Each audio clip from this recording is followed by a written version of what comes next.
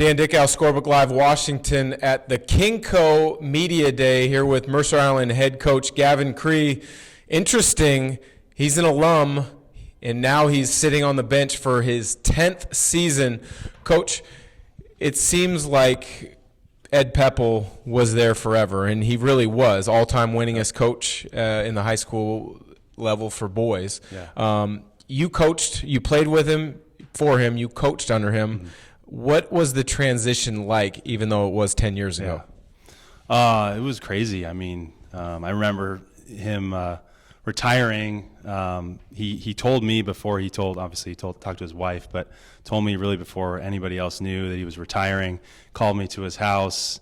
I thought we were just going to talk, off-season players. And he said, hey, I'm calling it quits. And we didn't know the whole season, so he didn't want all the fanfare and everything, which I respect. And my heart sunk at that moment because I knew I was kind of in line to at least have a really good opportunity to get it, and went through the process and did. And it was pretty smooth. I mean, he definitely didn't leave the cupboard bare or anything. We had some really good seasons thereafter, and there's a lot of things that I've kept as part of the program, a lot of traditions and things that have worked well for us, and some things that I've tweaked. But it's been kind of a dream come true because it was something that I really wanted when I was under him as an assistant. He's a coach that seemingly, I'm getting older myself. Yeah. I had a chance to play for some of his travel teams in high school. But you go across the state, and nobody has ever said a bad word about Ed Peppel. He always did things to positively impact the kids. Absolutely. If there was one teaching point that he maybe imparted with you that stuck all these years, then how you want to run the program now that it's yours, what would it be? If you can't be on time, be early, I think was his big thing. I remember even back to when I was like a second grader coming into camp, my mom dropped me off late. I had a hat on. That was the other rule, that he had no hats when we were inside. And he kind of called me out, said if you can't be on time, be early, so and take your hat off, by the way. I'll never forget, that was like my first moment with him. And just that discipline of taking care of business and doing all the little things. Well, he ran a successful program for a long time, but now you're running a successful program. A season ago, you guys were the 3A champs of the KingCo. Yep. Looking like you've got a great chance to repeat. What has the summer been like for you guys in building towards another title? Yeah, good. We have four returning starters back and 8 lettermen overall. So it was it's a season where we've had as many guys back as I can remember. That doesn't guarantee you anything, of course. I think we're going to be definitely the hunted this coming season, and we're going to get everybody's best shot, playing loose and playing free to try to beat us. And certainly there's other teams that are working hard to take our spot there. So. The summer was good. We had some really good moments. I think at team camp at Gonzaga, we had some nice wins and really kind of just elevated our maturity as a team. And I think that's something we want to just be more professional, bring it every day, every moment, be consistent with our attitude, with our enthusiasm, with our effort and our focus, just all those things. You mentioned 8 returning players, 4 of them being starters. Adam Parker a season ago was first team all KingCo. He's a player that when I've talked to other coaches around the area, multi-dimensional. Give us your scouting report on Adam Parker.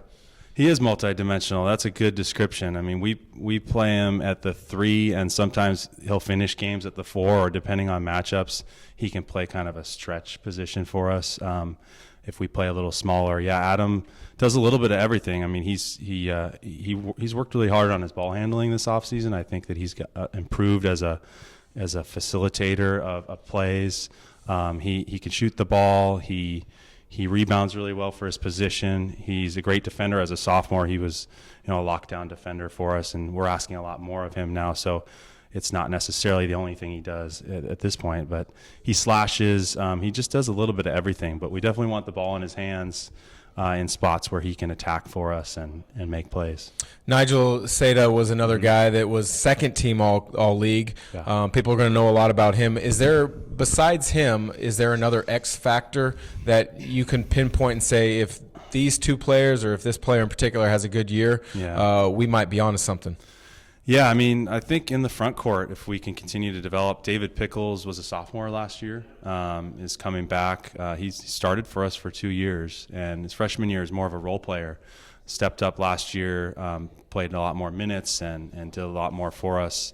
We're looking for him to take another step and be a guy that we can really go inside to. There's all sorts of other players. We have the Wenzel twins, our seniors, back for their 3rd year of varsity action. Just kind of a force in terms of physicality and toughness and effort, and they're ready to go. So I think we have a lot of depth, and so we need to play hard and pick people up full court and really make them work, and so we can use our depth to our advantage. 32 minutes isn't a long game, but I think that if we play really hard, we can utilize our depth and wear people out.